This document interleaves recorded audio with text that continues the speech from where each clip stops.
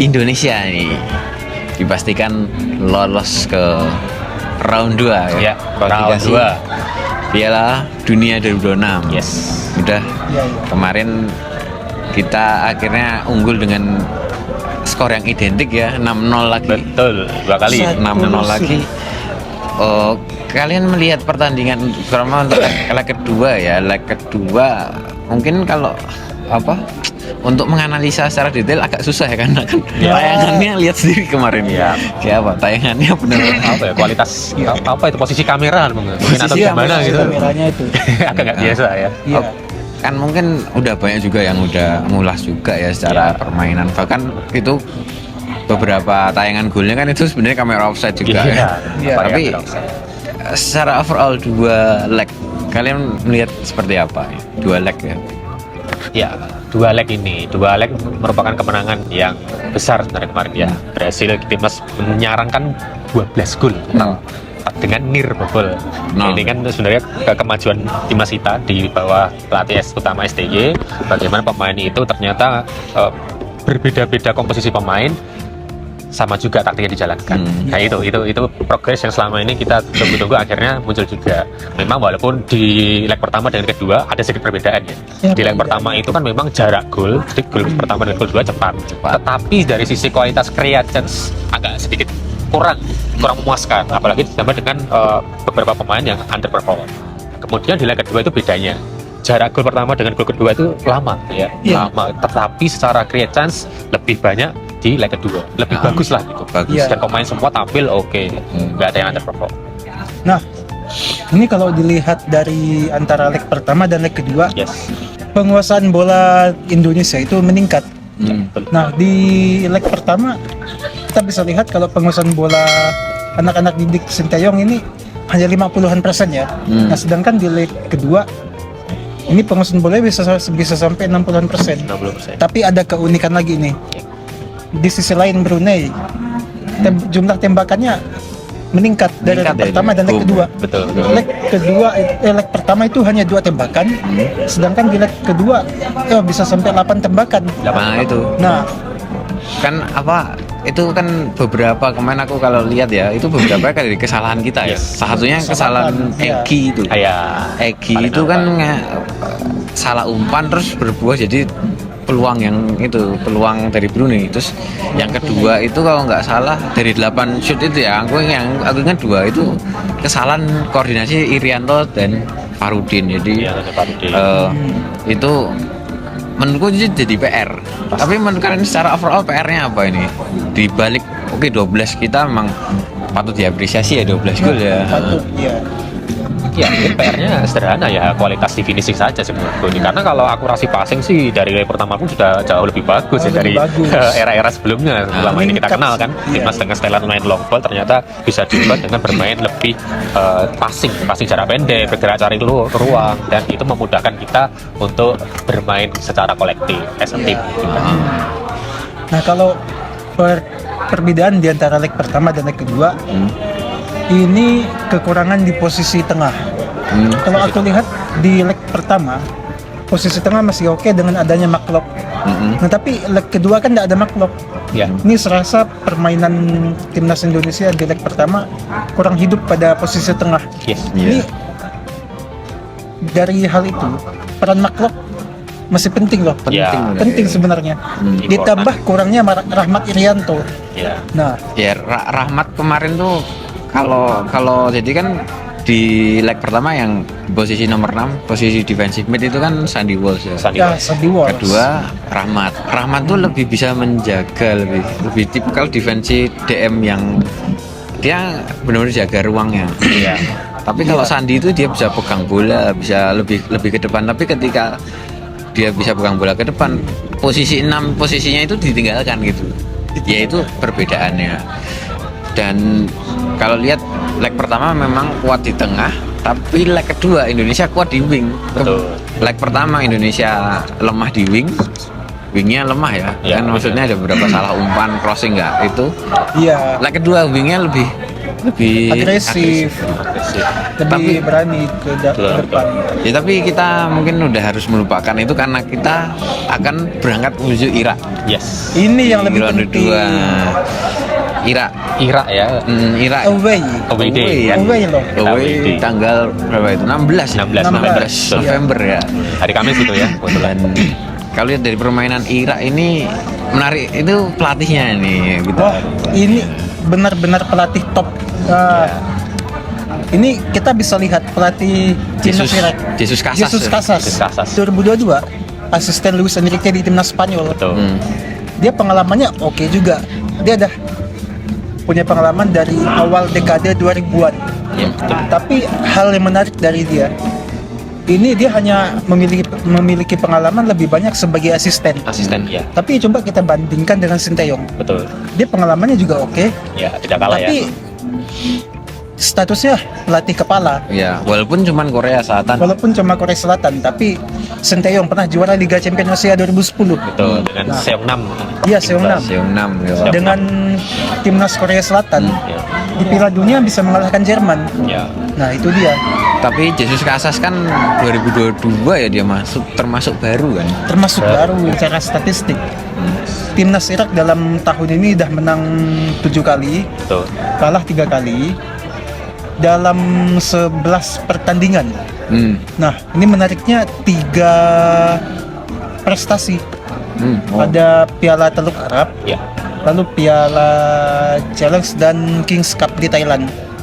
Tapi kan kalau melihat dari semua ini Piala Ciki semua. Nah, itu. Nah, Piala Ciki semua Kelas-kelas begitu loh. Piala Ciki ya. Nah, Iya, memang Piala Ciki ya. Memang sebenarnya begini, kita kan berhasil melaju ke round 2 ini bahkan menghadapi tim yang ini yang sebetulnya boleh kita bilang ini Ya, sebetulnya ini ini dengan pelatih benar-benar. CV yang keren, dengan permainan yang lebih pressingnya lebih tajam lagi. Iya. Memang sebenarnya kemarin kemenangan kalah atas Brunei 12-0 agregat itu tidak bisa menjadi parameter ya. Iya. Ya karena kita tahu sendiri Bisa. kan, they can even hold the ball. Artinya pemain mereka itu tidak bisa memegang bola.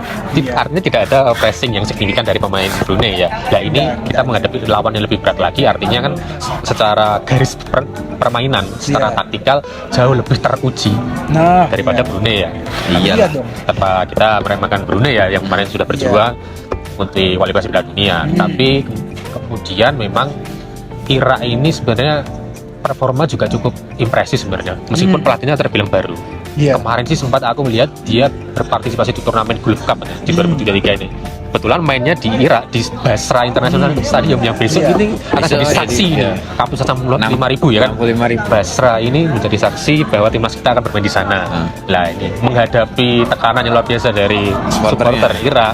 Apakah kita secara mental ini mampu? Karena kan selama ini kita begini, Indonesia kan memang banyak menggelar laga uji coba, tetapi kan home semua itu. Lah tantangan terbesarnya besok kita akan away ke tim yang Irak bilang kuat ya.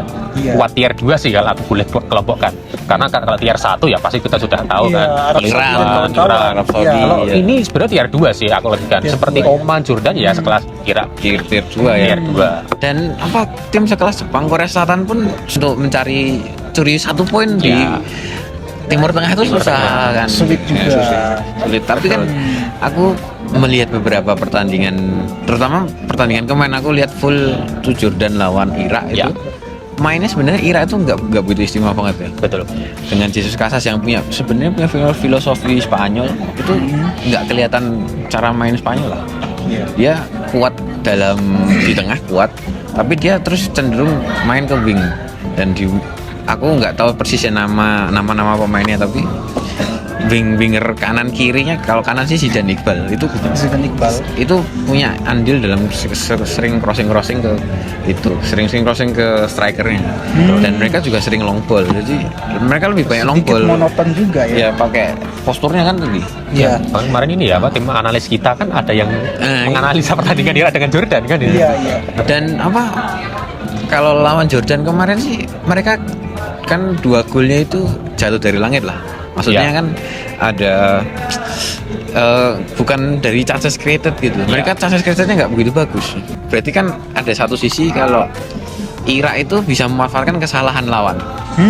Nah, kalau kita lihat pertandingan terakhir lawan Brunei, ada beberapa kesalahan dari elementer dari Indonesia. itu dia. Kan Ini PR-nya yang itu. menjadi bahaya bagi Nah, Indonesia. menurut kalian ini gimana ini untuk menyangkapi ini, terutama kesalahan ya, karena kalau secara permainan harusnya bisa menang. Jadi enggak ya, oke 1 poin lah. 1 poin juga bisa. Ya, memang memang ini kesalahan mendasar dari timnas kita seringkali adalah melakukan kesalahan. Itu bahkan terbukti di turnamen Asian Games kemarin ataupun di Piala AFF U23 kemarin. Kita sudah bagus-bagus bermain, tetapi ada kesalahan kecil, yaitu yang dibuat oleh pemain kita sendiri. Hal ini sebenarnya tidak boleh dilakukan ketika nanti kita memasuki round 2 Piala Kualifikasi Piala Dunia dan di turnamen Piala Asia nanti. Karena kita nanti kan di Piala Asia ada Jepang itu ya. Dengan Jepang, kalau kita kesalahan sedikit saja, ya tidak ada ampun itu. Kalau Jepang. Bayangkan Jepang loh. Setelah Irak kan kita ke Filipina ya. Nah, Ya. ini Filipina. Ini ada sedikit perubahan jadwal. Ya. Kita akan away lagi. Kita akan away. Padahal awalnya kita home, ini away. Wah, kalau Filipina ya, kita lihat di Filipina ini dalam tahun 2023 sampai bulan Oktober ini, menariknya mereka hanya menang 3 kali dalam 7 pertandingan. Ya, kalau dibilang lawan Indonesia, timpal lah. Ya, tapi kita bisa lihat juga pertandingan Indonesia lebih banyak home ya. Kemarin waktu lawan Burundi home, lawan Palestina home. Ya, kalau Filipina ini kan away juga pernah gitu loh. Nah, dan ada satu pemain, bukan satu ya, 5 malahan. Ini yang main di Liga 1 Indonesia. Itu ada satu nama Schwarzer. Nah, ini kan Julian Schwarzer. Nah, ini kan anak dari kiper legendaris timnas Australia. Nah, Arema ya. Arema. Dan di Arema mainnya oke. Mainnya oke juga. Tapi kan dia itu di Filipina kiper kedua ya. Karena kiper utamanya Neil Edrich Birmingham itu ya. Birmingham, dan dia punya beberapa pengalaman di Cardiff juga. Dan ada juga nih, jangan lupa dengan Daisuke Sato.